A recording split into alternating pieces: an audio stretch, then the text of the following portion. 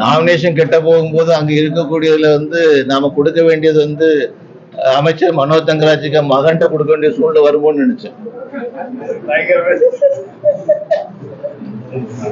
அந்த மாதிரி பண்ணிட்டு இருக்காங்க.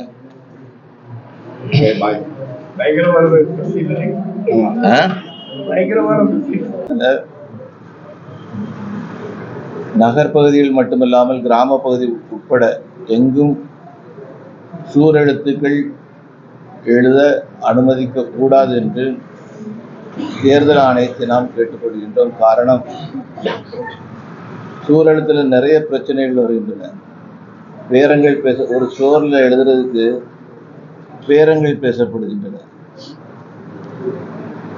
ஆயிரக்கணக்கான ரூபாய்கள் கைமாறி கொண்டிருக்கின்றன.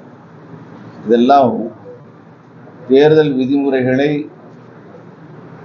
மீறி செய்யக்கூடிய விஷயங்களாக இருந்து கொண்டிருக்கின்றது. ஆகையினால கன்னியாகுமரி மாவட்டத்தில் இதை நடைமுறைப்படுத்த வேண்டும் என்று நாம் கேட்டுக்கொள்கின்றோம். அதே போல பத்திரிகைகளில் வந்து ஊடக விளம்பரங்கள், அதில் வந்து நம்முடைய சகோதரர்கள் நேற்றைக்கு குறுகிய காலத்துக்குள்ளால வசந்தன் கோ எவ்வளவு விளம்பரங்கள் கொடுத்திருக்காங்க அப்படின்ட்டு தேதி வாரியா போட்டுக்க கொடுத்திருக்கிறாங்க. நாம நம்ம விளம்பரம் எதுவும் கொடுக்க முடியாது. இது பாருங்க எவ்வளவு விளம்பரங்கள்.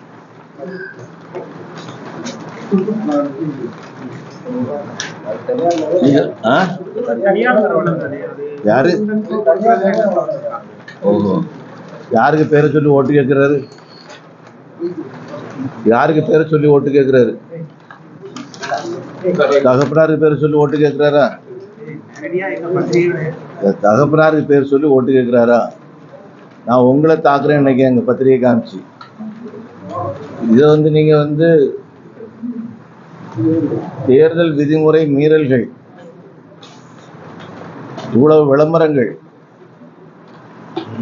2003 வருஷத்துல அவங்க கம்பெனி ஆரம்பிக்கும் போது அவங்க கொடுத்திருந்த விளம்பரத்துக்கு சைஸ் வந்து அதுவும் அதுல இருக்கு. 2003 விளம்பரம் கொடுத்த நேரத்துல விளம்பரத்துக்கு சைஸ் வந்து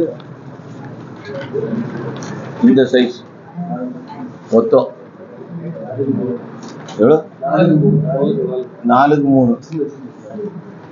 இன்னைக்கு வந்து முழு பக்க விளம்பரங்கள் சர்வசாதாரண. ஒரு நாளைக்கு எத்தனை பேப்பர்ல போடுறீங்க? எல்லாரும் நீங்க போடுவீங்க. பத்திரிகை விளம்பரம் இல்ல.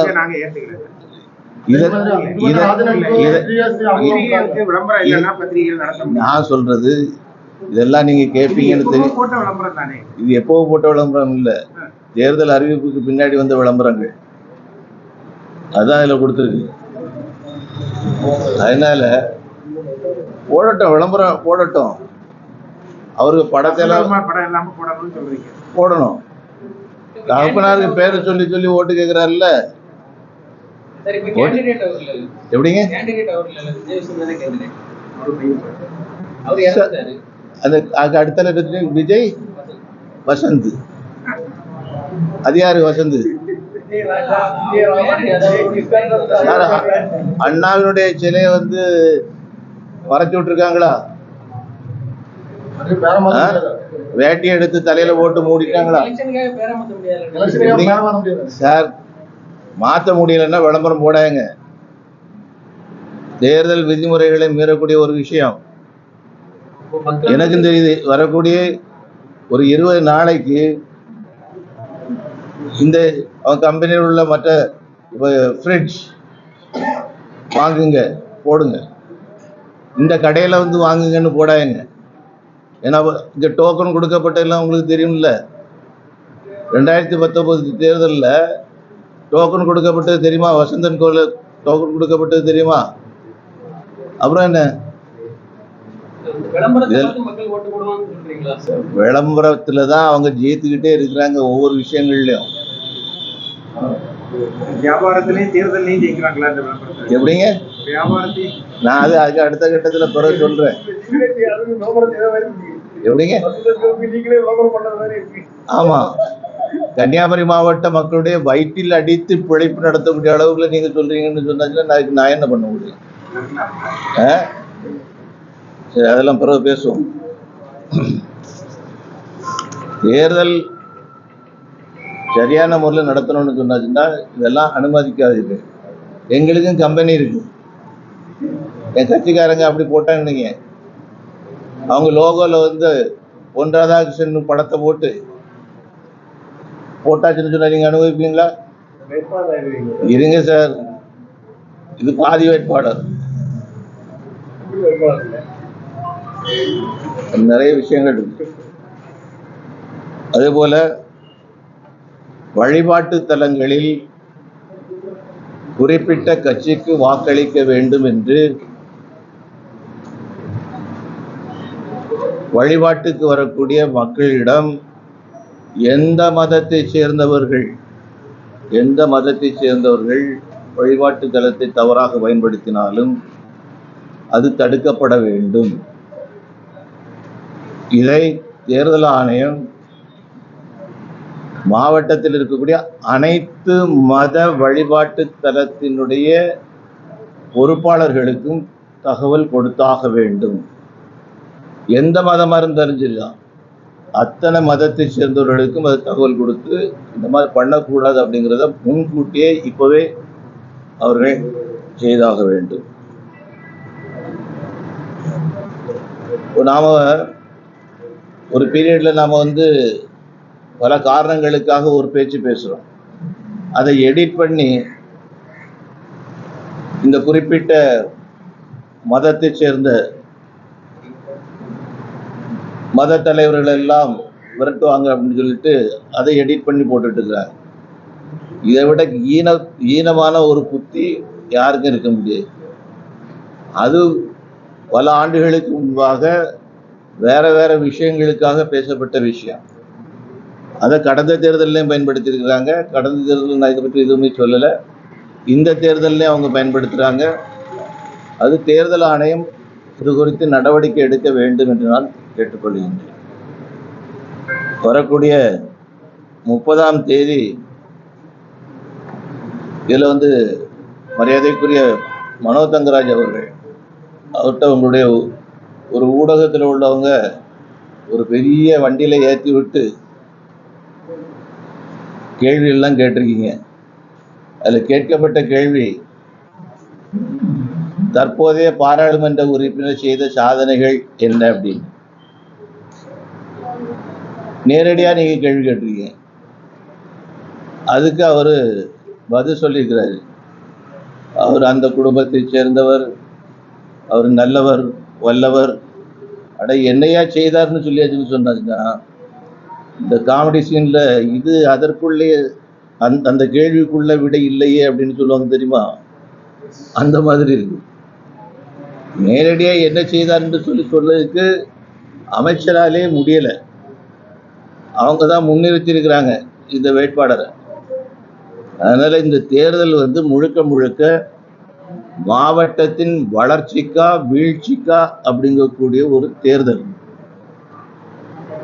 இதுல முடிவெடுக்கக்கூடிய நிலையில இருந்திருக்கிறாங்க மக்கள் இருக்காங்க. இந்த தேர்தலில் வந்து நான் வந்து இப்ப பார்க்கும்போது உள்ளபடியே நான் மிகவும் மகிழ்ச்சி அடைகின்றேன். இன்னைக்கு கால சூழ்நிலை மாற்றம் கன்னியாகுமரி மாவட்டத்தில் முதல் முறையா தெரியுது. பொதுவா மேற்கு மாவட்டங்கள், குறிப்பாக கோவை பாராளுமன்ற தொகுதி, ஈரோடு பாராளுமன்ற தொகுதி, கரூர் பாராளுமன்ற தொகுதி, பொள்ளாச்சி, திருப்பூர், இந்த மாவட்டத்தை சேர்ந்தவங்க அவங்கெல்லாம் கேட்கக்கூடிய கேள்வி, அவங்க பல கட்சியை சேர்ந்தவங்க இருப்பாங்க, பல ஜாதி இருக்கும், பல மதம் இருக்கும், எல்லாமே இருக்கும். ஆனா அவங்க கேட்கக்கூடிய கேள்வி, எங்க ஊருக்கு என்ன முன்னேற்றத்தை கொண்டு வந்தாய்? இது பல தேர்தல்களாக அவர்கள் தேர்தலில் நிற்கக்கூடியவங்கள்ட்ட கேட்கக்கூடிய கேள்வி. அதுக்கு தக்கபடி அவர்கள் நடவடிக்கை எடுப்பாங்க. ஓட்டு போடணுமா வேண்டாமா அப்படிங்கெல்லாம் முடிவு எடுப்பாங்க. இந்த ஒரு நிலை தமிழ்நாட்டில் இருக்கக்கூடிய எஞ்சிய எந்த பாராளுமன்ற தொகுதியும் கிடையாது, இந்த மாவட்டத்துக்கும் கிடையாது, சென்னை உட்பட நான் சொல்றேன். சென்னை தலைநகராக இருக்கக்கூடிய சென்னை உட்பட எந்த இடத்துலையும் இந்த கேள்வி வராது. மேற்கு மாவட்டங்களில் தான் வரும். மேற்கு மாவட்டங்கள் தவிர்த்து முதல் முறையாக கன்னியாகுமரி மாவட்டத்தில் இன்னைக்கு ஜாதிகளை கடந்து, மதத்தை கடந்து, மொழிகளை கடந்து, கட்சி பாகுபாடுகளை கடந்து மக்கள் இப்ப கேட்கிறாங்க, என்ன வளர்ச்சி? 5 வருஷமா வளர்ச்சியே இல்லாம போச்சு, இப்ப வளர்ச்சி தேவை. இது ஃபர்ஸ்ட் டைமா கன்னியாகுமரி மாவட்டத்தில் கேட்கிறாங்க. அப்படின்னா நம்முடைய மக்கள் விழிப்படைய ஆரம்பித்து விட்டார்கள்.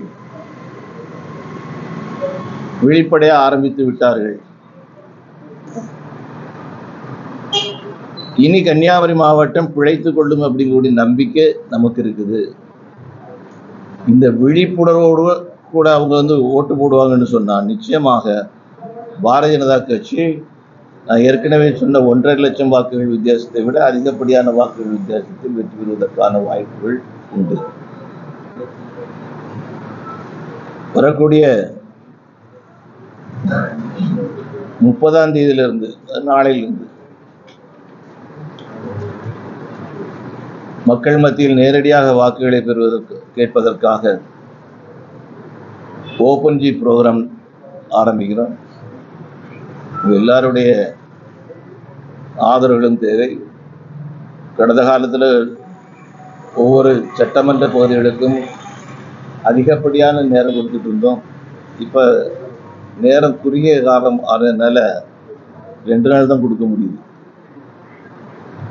ஒரு சட்டமன்ற பகுதிக்கு 2 நாள் தான் கொடுக்க முடியும். அந்த மாதிரி ஆகிருக்குது. வரக்கூடிய 5ஆம் தேதி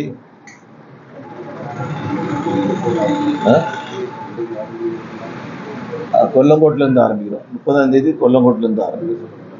பிள்ளையூர் சட்டமன்ற பகுதி 30ஆம் தேதி, 5ஆம் தேதி, ஏப்ரல் 5ஆம் தேதி நம்முடைய உள்துறை அமைச்சர் மரியாதைக்குரிய அமித்ஷாஜி அவர்கள் தக்கலையில ரோட் ஷோ நிகழ்ச்சிக்கு வராங்க. பல்லாயிரக்கணக்கான மக்கள் கலந்து கொள்ளக்கூடிய அந்த நிகழ்ச்சி ஒரு பெரிய திருப்பு முனையாக அமையும். நான் பாரதிய ஜனதா கட்சியினுடைய வெற்றிக்காக மட்டும் சொல்லவில்லை,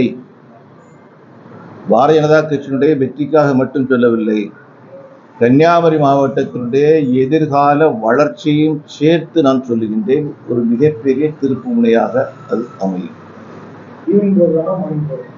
3 மணி.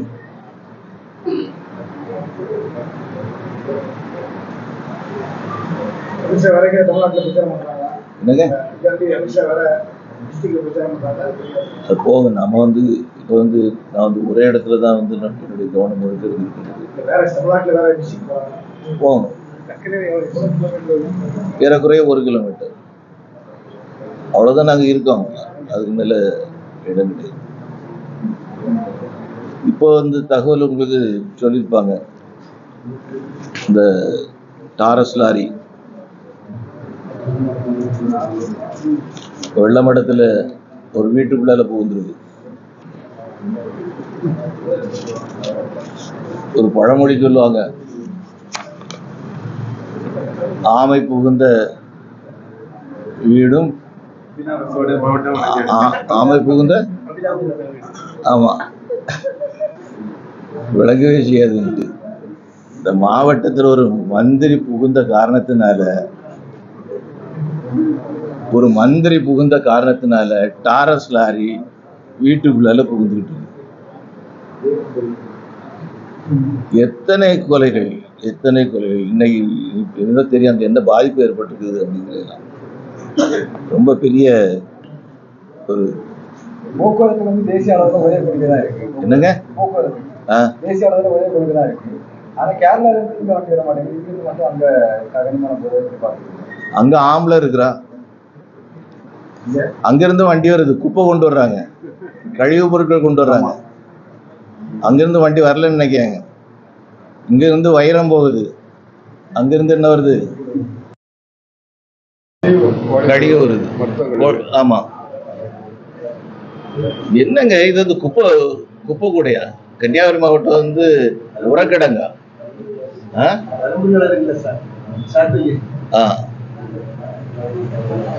வலம்புரி விட. ஆமா, இதெல்லாம் பதில் சொல்ல வேண்டிய காலகட்டம் இந்த காலகட்டம். கன்னியாகுமரி மாவட்ட மக்கள் நல்ல ஒரு தீர்ப்பை கொடுப்பார்கள். செயல்பாடற்ற, அதாவது நன்மைக்கு செயல்பாடற்ற ஒரு அமைச்சர், அவ்வளவு கெடுதல்களையும் கொண்டு சேர்க்கக்கூடிய ஒரு அமைச்சர், செயல்பாடு இல்லாத ஒரு பாராளுமன்ற உறுப்பினர். அது டம்மின்னு சொல்றாங்க, பார்ட் டைம்னு சொல்றாங்க, எல்லாமே இருக்குது. அதெல்லாம் மாறி ஒரு விடிவு காலம் 19ஆம் தேதி தேர்தலில் வந்து நமக்கு கிடைக்கும். 4ஆம் தேதி, ஜூன் மாதம் 4ஆம் தேதி மக்கள் தீபாவளி கொண்டாடுவாங்க, கிறிஸ்துமஸ் கொண்டாடுவாங்க, ரம்ஜான் கொண்டாடுவாங்க. அது நடக்கும். தேர்தல் பறக்கும் படை அதிகாரிகள் பறக்கும் படை அதிகாரிகள் போகக்கூடிய வாகனத்தை தயவு செய்து நீங்கள் சோதனை பண்ணுங்கள். ஏன்னு சொன்னா, நீங்கள் போகக்கூடிய வாகனம் திராவிட முன்னேற்ற கழகத்தை சேர்ந்தவர்களுடைய வாகனங்களாக இருக்கிறது என்று தகவல். அதுல வாடகை வாகனங்கள் மட்டுமல்லாம தனியார் வாகனங்கள், அதையும் கூட வாடகை விட்டுக்குதான் சொல்றாங்க. அதுல நீங்க போனீங்கன்னு சொன்னாச்சுன்னா நீங்க வந்து அந்த பொறுப்புக்கே லாயக்கு அற்றவர்கள். இந்த மாவட்டத்தினுடைய தேர்தல் அதிகாரி அவர்கள் மனதில் கொண்டு உடனடியாக அது சம்பந்தமாக கவனம் கொடுக்க வேண்டும். தேர்தல் ஆணையம் பாஜகவின் தேர்தல் கட்சி அலுவலகமாக செயல்பட்டு வருகிறது. தேர்தல் ஆணையமும் பாஜக செயல்படுறது. நீங்க பாத்தீங்கல்ல, மனு தாக்கல் பண்றதுக்கு நாங்க எத்தனை பேர் போனோம்? விதிமுறையை நாங்க கடைபிடிக்காம போனோமா? கடைபிடிச்சோம்ல. நீங்க எல்லாருமே சாட்சியா தானே இருந்தீங்க. காங்கிரஸ் போன நேரத்துல லத்தி சார்ஜ் பண்ண முடிய அளவுக்கு பிரச்சனை வந்தா வரலையா? யாருங்க விதிமுறை முறைறாங்க? யாரு விதிமுறை மீறாங்க? இங்க இருக்கக்கூடிய அனைத்து காவல்துறையை சேர்ந்தவர்களுக்கும் தெரியும். ஒரு காவல்துறை அதிகாரிட்ட நான் சொல்றேன், இந்த மாதிரி நீங்க வந்து இவ்வளவு பேரை நீங்க வந்து அனுமதிக்கிறீங்களா? எங்களை வந்து நீங்க வந்து 4 பேர் தான் போகணும், 3 பேர் தான் போகணும் ரெஸ்ட்ரிக்ட் பண்றீங்களா? என்ன காரணம்? சார், கண்ட்ரோல் பண்ண முடியல அப்படின்னு. அப்போ கண்ட்ரோல் பண்ண முடியாத அளவுக்கு வந்தாச்சுன்னு சொன்னா நீங்க வந்து அலோவ் பண்ணிடுவீங்க. நாங்க வந்தாச்சுன்னு சொன்னாச்சு நீங்க கண்ட்ரோல் இல்லை, களத்தை விட்டே நீங்க போக வேண்டிய சூழ்நிலைகள் வரும். அதையும் நாங்க பண்ண முடியும்.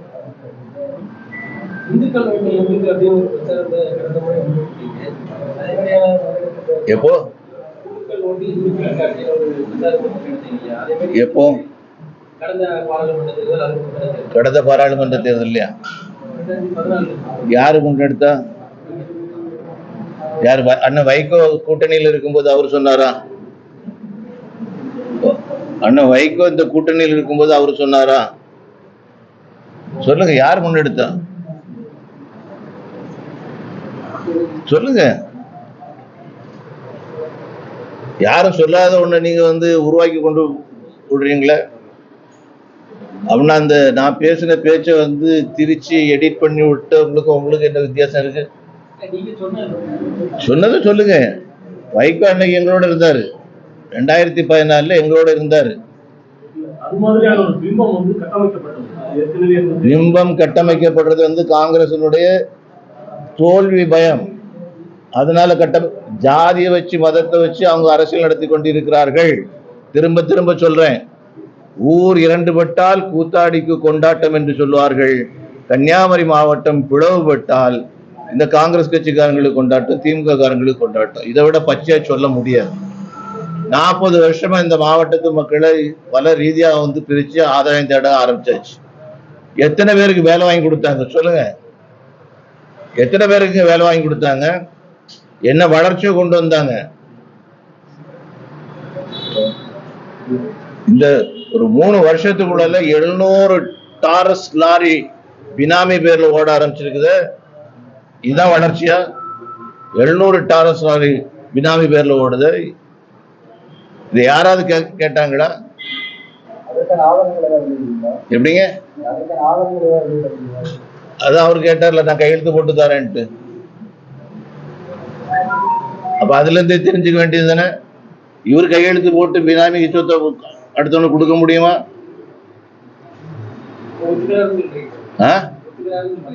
ஒத்துக்கிட்டாச்சுன்னா சரி. அவர் ஒத்துக்கிட்டாரா ஒத்துக்கிட்டலையா, அவருக்கு பணம் வச்சிருக்கிறாரா அல்லது வேற பினாமின்னா தெரியும்ல, எப்படி எப்படி வேணாலும் வைக்கலாம்.